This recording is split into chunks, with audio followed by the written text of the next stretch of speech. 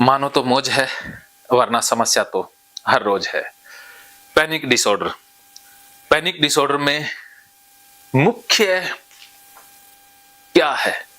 मुख्य है डर, और वो भी मौत का डर। अगर मौत का डर निकल जाए तो पैनिक डिसऑर्डर, पैनिक अटैक अपने आप ठीक हो जाता है। तो चारू जी हैं जिनको ये पैनिक डिसऑर्डर की समस्या थी, तो उनसे पूछते हैं कि उनका मृत्यु का डर कितना कम हुआ, या अभी वो मृत्यु को लेकर कितने डरे हुए हैं, भयभीत हैं। ये चारू जी खुद ही बताएंगे। तो चारू जी, अभी तक जो सेशन हुआ, उस सेशन के माध्यम से आपका मृत्यु के प्रति डर कितना कम हुआ, या कैसा फील कर रहे हो? मेरा अंदर डर तो है नहीं सर। अच्छा, मृत्यु का डर नहीं रहा? हाँ जी। लेकिन फिर भी मैं ये कहूंगा कि मतलब 50% तो से तो ऊपर है। अच्छा, मतलब डर हो सकता है, अपन मतलब यहाँ पे हूँ मैं, इस वजह से डर हो गया वो कम जी। लेकिन मेरा 50% तो मेरा कम हो गया। 50% कम हो गया। हाँ। देखो, डर तो डर ही होता है ना, चाहे वो यहाँ है, वहीं वहां हो।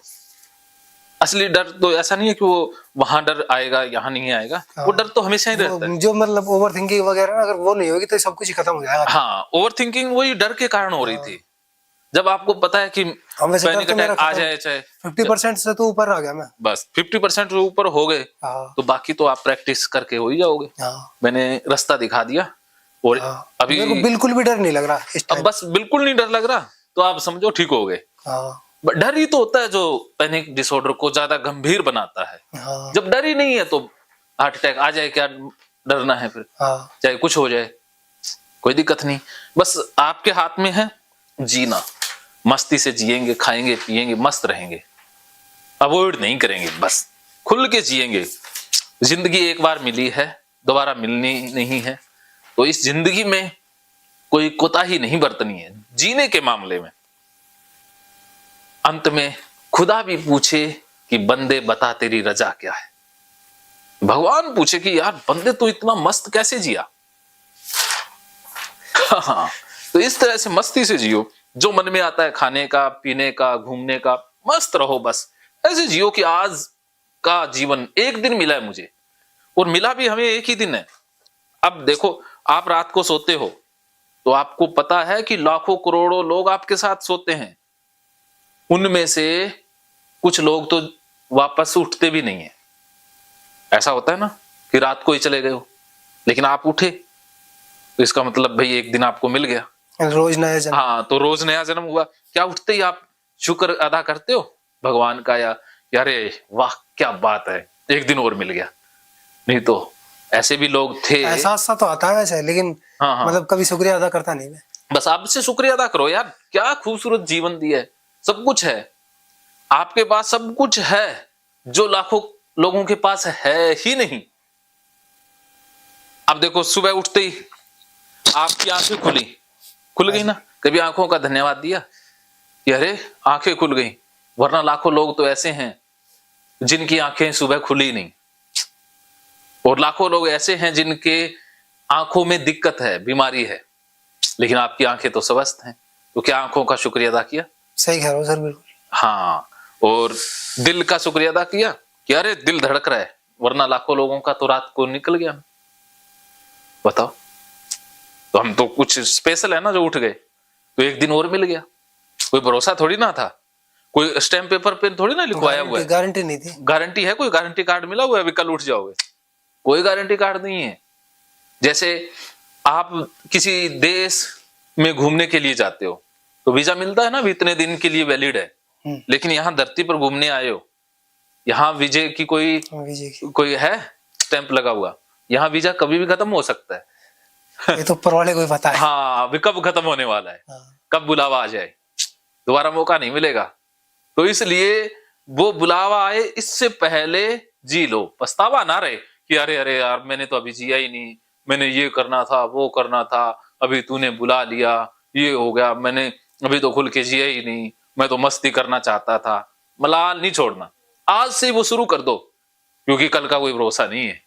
तो क्यों ना फिर आज से, अभी से शुरुआत करते हैं, जिंदगी को जिएंगे मजे से खुल के, जो होना है सो हो जाए, उखाड़ ले क्या उखाड़ेगा, मैं मस्ती से जीऊंगा। बस मैं भी ऐसे ही जीता हूं। मैंने नौकरी छोड़ दी यार, जिंदगी एक मिली है, ये कोई गुलामी करने के लिए नहीं मिली। भाड़ में जाए नौकरी, भूखे मरेंगे नहीं। जब भूखे ही नहीं मरना तो फिर जिंदगी में दोबारा थोड़ी ना आएंगे मस्ती लेने के लिए, आनंद लेने के लिए। भाड़ में जा, पानी करने वाले गुलामी। छोड़ दी मैंने नौकरी। मैं आज तक शेर की तरह जिया हूं, बादशाह की तरह। जीना है तो बादशाह की तरह, बकरी की तरह नहीं जीना। सही सर। चाहिए एक दिन जी लो, जीना शेर की तरह। बस घूमने का मन में आता है, घूम लेता हूं। जो मेरे मन में आया मैंने आज तक पूरा किया है। अब मेरे मन में कोई मलाल नहीं है कि कल मरता मैं, आज मर जाऊं। मुझे कोई दिक्कत नहीं है, मैंने जो करना था कर लिया, कोई दिक्कत नहीं, नो टेंशन। सही सर। हाँ तो बताओ, ऐसे भाव में जिएंगे तो कोई चिंता रही? कल की कोई चिंता ही नहीं है। इसीलिए आप शुक्रिया अदा करो कि अरे वाह, क्या खुदा तूने जीवन दिया, क्या सुंदर शरीर दिया, सब कुछ दिया। लाखों लोगों के पास तो हाथ पैर भी नहीं है, मेरे पास हाथ पैर हैं, सब कुछ सही सलामत है। लाखों लोगों के पास आंखें नहीं है, किसी के पास कुछ नहीं है, यार मेरे पास सब कुछ ही है। बताओ, कुछ तो स्पेशल है। और फिर भी हम रोते रहे, अरे ये हो जाएगा, वो हो जाएगा, कुछ हो जाएगा, बच्चों को कुछ हो जाएगा। अरे बच्चे अपना भाग्य खुद लेकर के आए हैं, सब कुछ अब भगवान की मर्जी से हो रहा है। पक्षियों को भी वो पालता है, पक्षी कोई कमाने थोड़ी ना जाते हैं, वो पाल लेता है। तो आपके बच्चों को भी वो पालेगा ना। वो अपना भाग्य खुद लेकर आए हैं, या फिर आप उनके भाग्य विधाता हो? आप भगवान तो नहीं हो ना। बस फिर क्यों भगवान की बनाई हुई सृष्टि में रोड़ा अटकाते हो? तो उनको अपना जीवन जीने दो, खुद जियो। जब आप मस्ती से जियोगे तो उनकी और ज्यादा अच्छे से परवरिश कर पाओगे। जब आप ही बीमार हो, उदास हो, परेशान हो, तो उनकी परवरिश और खराब हो जाएगी। क्या समझे? सही। हाँ, मतलब अगर खुल के जिएंगे तभी जी पाएंगे। बस जी पाएंगे, और तभी साथ वाले खुश रह पाएंगे। हाँ। आपके मरने के डर से कौन खुश रह पाया है? कोई भी नहीं। खुद भी नहीं रहे तो दूसरों की खुशियां कहाँ आएंगी? पहले तो खुशी खुद से स्टार्ट होगी।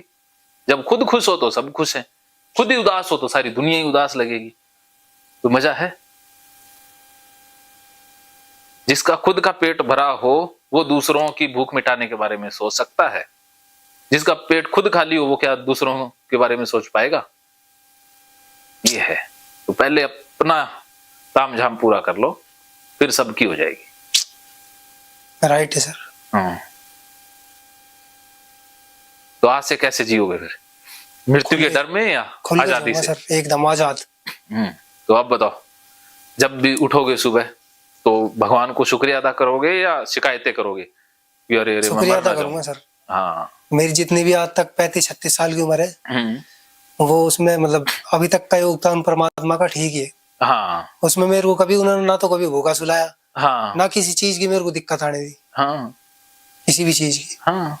तो जब वो 35 साल संभाल सकता है तो आगे संभाल लेगा। 36 हो गई सर, ये अगले 9 तारीख आ रही, इसको 36 का हो जाऊंगा। हाँ, फरवरी में। बस तो 36 के हो गए, 36 एक और मान लो। आगे का तो मालिक ही जाने। हाँ, आगे का पता नहीं है, लेकिन मान लो 80 से ज्यादा तो जी के करोगे भी क्या? इतने में 80 से पहले टपक लें तो ठीक है। 60, 70, 80 जितने। हाँ, 80 मान लो, तो 36 और बची है। उसमें से 18 तो बीत जाएगी सोने में, 18 ही बची है। 18 में से 8 एक साल बीत जाएंगे खाने पीने में, ऐसे ही बचे 10 साल। 10 साल आप अब रोने में बिताना चाहते हो या खुशी में, वो आपके हाथ में। सही बात सर। अब बताओ, सिर्फ 10 साल बचे हैं, वो भी तब जब आप बूढ़े होके मरोगे। वैसे ये 10 साल भी अपने को पता नहीं है कि ये 10 साल है या नहीं। हो सकता है कि 10 मिनट में भी बुलावा आ जाए। बिल्कुल सही सर। तो अब बचा हुआ समय है, वो तो एक एक सेकंड कीमती है कि आधा तो जीवन गया है यार। आधे में कुछ कर नहीं पाए तो अब आधे को क्यों वेस्ट करना? अब आधे का तो मजा लो, इतना मजा लो कि भगवान भी पूछे, यार बंदे बता तेरी रजा क्या है? भगवान खुद कहे, यार कैसा बंदा है यार तू, इतनी मस्ती से तो मैं नहीं जीता जितनी मस्ती से तू जी रहा है।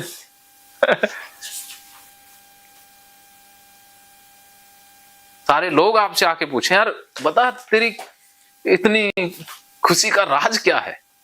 लोग आपसे पूछे यार राज क्या है खुशी का? तेरे को यार कोई डर ही नहीं लगता, मस्त रहता है, तेरे जैसा बंदा नहीं देखा। मैं तो उदास ही रहता हूँ सर। हैं? उदास ही रहता है अभी तक तो। हाँ अभी तक रहते आए, अब आज से हाँ, इसी वक्त मैं से। पहले की बता रहा हूँ। हाँ पहले तो जो गया सो अज्ञानता में गया, बिना गुरु के अज्ञान ही रहता है। जब गुरु ने सही दिशा दिखा दी उसके बाद तो फिर मस्ती से जी लें। भगवान बुद्ध के पास सब कुछ था, उनको भी मृत्यु का डर आया तो उन्होंने फिर सत्य खोजा ना, भी सत्य क्या है। तो भी उनको मृत्यु ने तो उनको भी नहीं बख्शा ना, तो ऐसे ही बख्शेगी तो हमें भी नहीं। तो अब बुद्ध की तरह चाहे मस्ती में जी लें चाहे रोके जी लें, मरना तो है ही। शमशान घाट में तो सबने जाना है, चाहे भाई रोके चले जाओ और चाहे हंस के जाओ, वहां तो जाना ही जाना है। तो अब बचे हुए 10 साल है, चाहे रोके काट लो और चाहे हंस के काट लो। हंस के काटोगे तो मजा आ जाएगा, रोके काटोगे सारा दुखी दुखी आए दुखी दुखी चले गए, कोई फायदा नहीं है। भगवान भी अगले जन्म में कहेगा यार तेरे को बनाया था बंदा, तूने कोई मजा नहीं लिया, चल जानवर बन, क्योंकि तेरे को ये दिमाग देने का बुद्धि देने का कोई फायदा तो है नहीं, चल अब जानवर बनाएंगे तेरे को। ठीक है, भी इंसान बनाया था, कोई फायदा तो है नहीं। सही बात है। जैसे आप एक डायरेक्टर हो, फिल्म के डायरेक्टर हो, उसमें कुछ लोगों को आपने रोल दे दिया, जिन्होंने रोल बढ़िया किया उनको अगली फिल्म में लोगे, या जिन्होंने बहुत बेकार रोल किया उनको लोगे? बढ़िया वाला मिलेगा। हाँ, तो अगर आपको ये फिल्म ही तो मिली है अपने को 80 साल की, 70-80 साल की एक फिल्म मिली है, तो इस फिल्म में बढ़िया रोल करोगे तो अगले फिल्म में रोल मिलेगा, या खराब एक्टिंग करने से? बढ़िया काम का तो बढ़िया ही सही। हाँ, तो अब फिर बताओ, आधी फिल्म तो चली गई, आधी फिल्म तो खराब, आधी फिल्म में तो बहुत खराब रोल मिला है, इंटरवल तक तो खराब ही रहा। हाँ, तो अब आधी फिल्म को मस्त बना दो तो वो डायरेक्टर कहेगा, कवर हो जाएगा। हाँ डायरेक्टर कहेगा यार शुरू में तूने गड़बड़ की, लेकिन अंत में तूने बहुत बढ़िया किया, चल तेरे को नई फिल्म में रोल दे देते, चलो इससे भी बढ़िया फिल्म में रोल देंगे, तो अगला जन्म आपको अब और बेहतरीन होगा।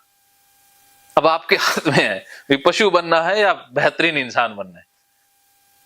सही कह रहे हो सर आप। बताओ, इंसान ही बनना सर। तो इंसान बनना है तो भैया इंसान बनने वाले कर्म तो अभी तक तो हुए नहीं है, अभी तक तो पशुओं वाला ही रहा सिस्टम। अभी तक तो पशु वाला ही। तो आप बताओ।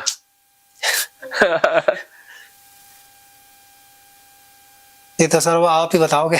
बस बता दिया, मस्ती से जियो, आनंद से जियो, बिंदास जियो, खुल के जियो। बस मृत्यु को बुला लो कि आजा साली, कल आती है अभी आजा, मैं मस्ती से जीने वाला हूं।